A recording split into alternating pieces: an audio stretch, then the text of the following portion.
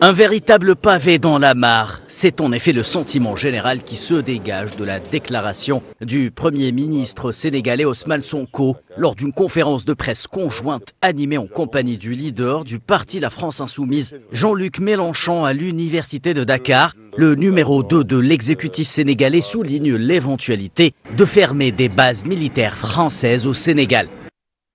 Je réitère ici la volonté du Sénégal de disposer de lui-même, laquelle volonté est incompatible avec la présence durable de bases militaires étrangères au Sénégal. On peut avoir des accords de défense sans que cela ne justifie que le tiers de la région de Dakar soit occupé aujourd'hui par des garnisons étrangères.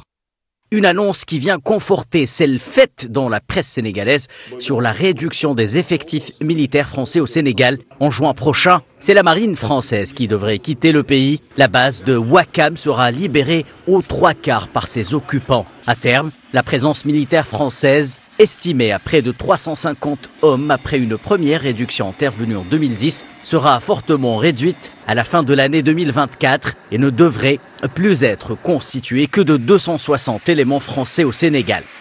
Début 2023, la France disposait de 4 bases permanentes. Au Sénégal, 350 hommes. En Côte d'Ivoire, 950 hommes. Au Gabon, 350 hommes. Et Djibouti, avec 1450 hommes. Officiellement, les éléments français au Sénégal réalisent des missions de formation et d'entraînement au profit des armées locales. Le Premier ministre sénégalais, qui a précisé s'exprimer en tant que chef de parti non du gouvernement, a également fustigé l'attitude néocolonialiste de l'Occident vis-à-vis de l'Afrique, notamment sur la question de la monnaie.